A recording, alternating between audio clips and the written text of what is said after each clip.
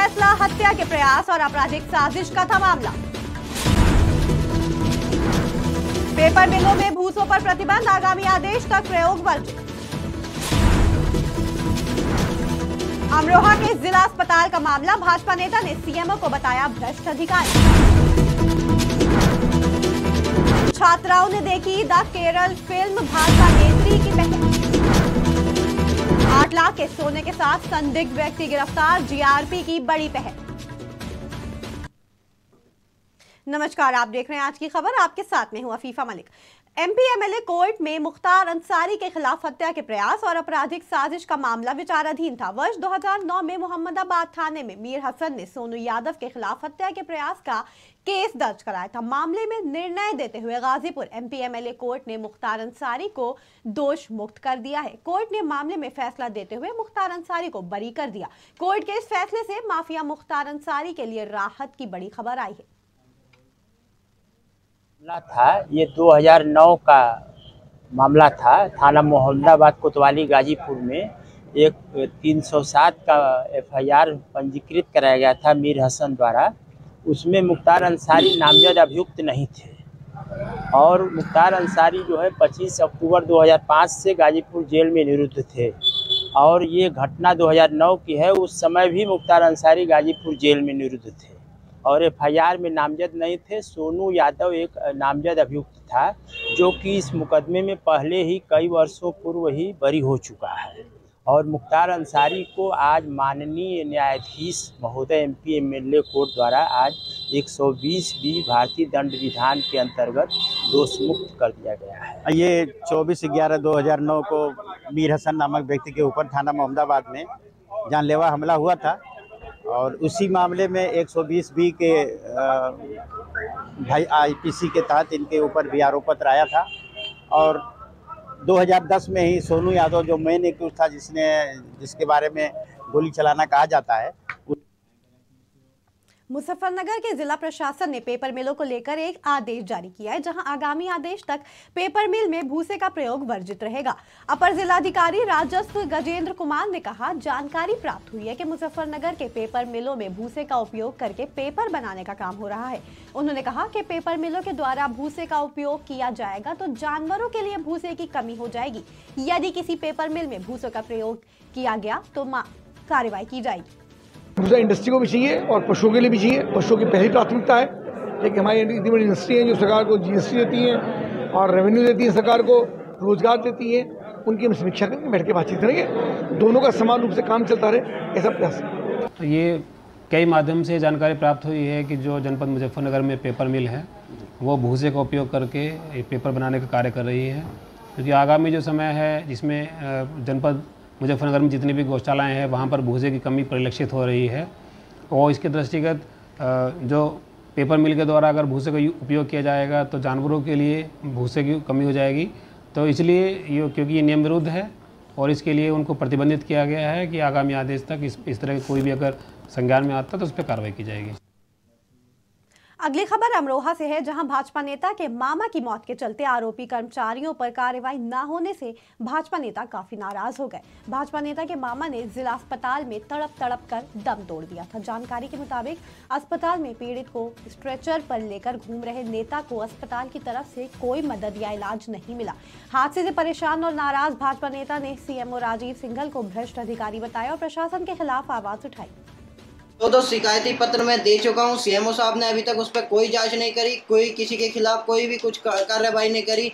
और मैं सभी से बता देना चाहता हूं, अगर अमरोहा जिला में जिला अस्पताल में अगर कोई भ्रष्टाचारी के मामले में सबसे ऊपर है तो वो राजीव सिंघल जी हैं। दूसरा, अगर अभी 2 दिन के अंदर अगर कोई कार्रवाई नहीं होती है तो मैं जिला अस्पताल ट्रॉमा सेंटर पर ताला लगाऊंगा, उग्र आंदोलन करूंगा, जिसके जिम्मेदार स्वयं राजीव सिंघल जी होंगे, वहाँ का समस्त स्टाफ होगा। तो सोनभद्र में भाजपा नेत्री की पहल पर लगभग 100 छात्राओं ने द केरल स्टोरी फिल्म देखने पहुंची। रॉबर्ट्सगंज के सिनेमा हॉल में छात्राओं को फिल्म दिखाई गई, साथ ही उनको संदेश भी दिया गया कि लव जिहाद जैसी घटनाओं से सभी छात्राएं सतर्क रहें और अपना ध्यान रखें। बहुत ही अच्छा मूवी है ये, सारे लोग को ये मूवी देखनी चाहिए। इस मूवी से क्या संदेश? इस मूवी से यही संदेश मिलता है कि लड़कियों को गलत संदेश न मिले, मतलब लड़कियां ये मूवी देख के मतलब अपने सही गलत का निर्णय ले सके कि हमें क्या करना चाहिए क्या नहीं करना चाहिए। मेरा नाम प्रिया सोनकर है, भाजपा नेत्री हूँ मैं। और मैंने जब ये मूवी देखी, जो मूवी है द केरला स्टोरी, जब ये मैंने मूवी देखी तो इसकी स्टोरी मुझे बहुत ही अच्छी और इम्प्रेसिव लगी। एक आतंकवाद के खिलाफ ये मूवी है और ज़्यादा से ज़्यादा मैं चाहती हूँ कि ज़्यादा से ज़्यादा इस मूवी को लड़कियाँ देखें। जो आज का यूथ है, युवा है, वो ज़्यादा से ज़्यादा इस मूवी को देखें। क्योंकि चंदौली में डीडीयू जंक्शन पर प्लेटफॉर्म पर तलाशी के दौरान जीआरपी पुलिस और आरपीएफ के जवानों ने संदिग्ध व्यक्ति को गिरफ्तार किया, जिसके पास से तकरीबन 8 लाख रुपए का सोना बरामद किया गया। शख्स के पास से 164 ग्राम सोने के लॉकेट जब्त किए गए। जानकारी के मुताबिक बिहार के रोहतास जिले का रहने वाला अभिषेक नाम का युवक बिना किसी कागजात के सोने के सामान को वाराणसी से बिहार पहुंचा रहा था। पुलिस की इस बड़ी कार्रवाई के बाद युवक को आयकर विभाग को सुपुर्द कर आगे की जाँच शुरू कर दी गई है।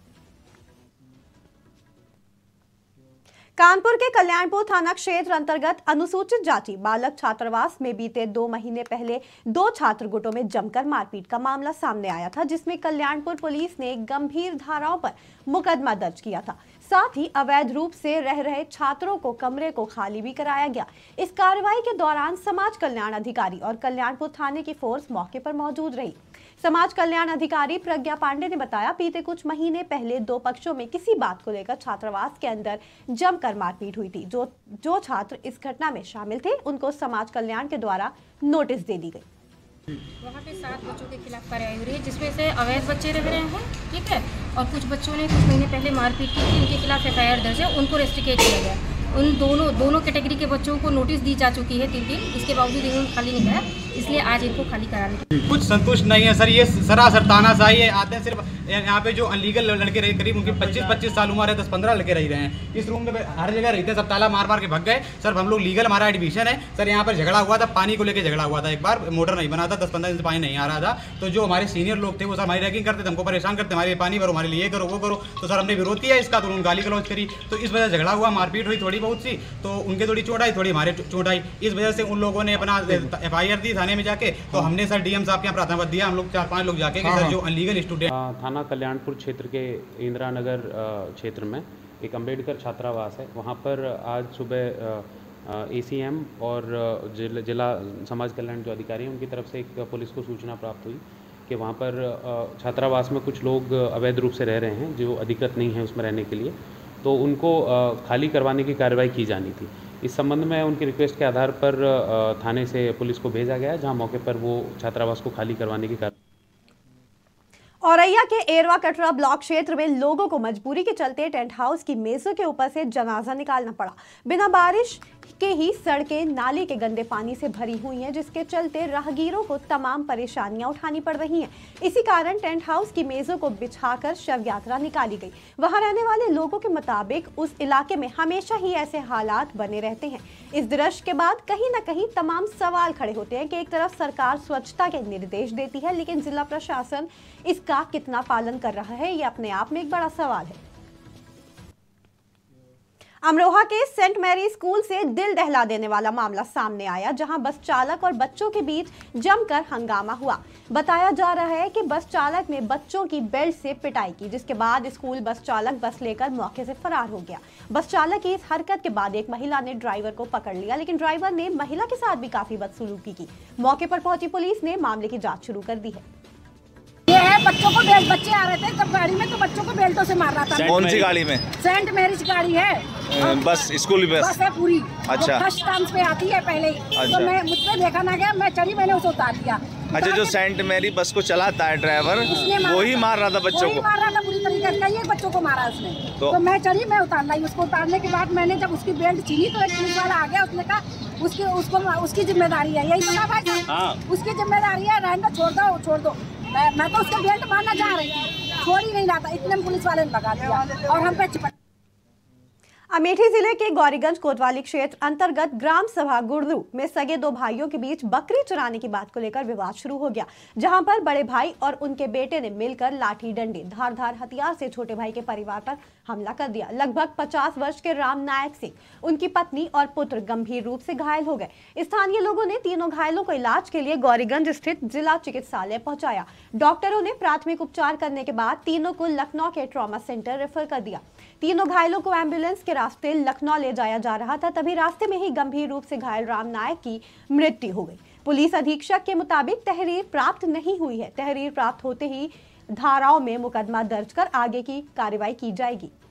देखिए, आज सुबह 9:30 बजे थाना गौरीगंज अंतर्गत गुड़ूर गाँव दो साहेब भाई के बीच में बकरी चुराने को लेकर विवाद हुई थी। इसमें मारपीट हुई थी। इसमें बड़े भाई ने उनके बेटे के साथ मिलाकर उनके छोटे भाई के लाठी डंडे से मार दिए थे। इसमें उनके ज़्यादा चोट लगी थी। इनको परिवारजन ने अस्पताल भेज दिए थे। वहाँ इलाज के दौरान उनका मृत्यु हुआ है। बांदा में बीते दिन देर रात लाखों रुपए की चोरी की बड़ी वारदात को अंजाम दिया गया। चोरों के हौसले इतने बुलंद थे कि घर में दो लोगों के होने के बावजूद भी चोर कीमती सामान और रुपए लेकर फरार हो गए। पीड़ित के मुताबिक घर के अंदर रखा हुआ बक्सा घर से कुछ दूर पड़ा मिला, जिसका ताला भी टूटा हुआ था। पुलिस को मामले की सूचना दी गई। फिलहाल पुलिस आगे की कार्रवाई में जुट गई है। हमारी मतलब 2.5 तोला करीब सोना है, 8,000 रुपया नगद है बस। अच्छा। और झाड़ू लगाने नहीं करी बकरी में यहाँ बाहर तो दरवाजा खुला तो दरवाजा देख के तो ना बोली कुछ, वो समझा कि इसमें दरवाजा खोला होगा। लेकिन जब झाड़ू लगाने लगे मैं टट्टी घर में घुस के बैठ गया। तब एक पड़ोसी ने आके बताया कि बक्सा पड़ा है तुम्हारा, लगता है तो साड़ी चिंती नहीं है, जो औरतों की साड़ी है तो सब चिन जाती। तो कहा तुम्हारी साड़ी है, देखो यहाँ बक्सा पड़ा। तो जब गए तो नींदी के पास बक्सा हमारा। उत्तर प्रदेश की खबरों में फिलहाल इतना ही। जुड़े रहें आज की खबर के साथ ताज़ा तरीन खबरों के लिए।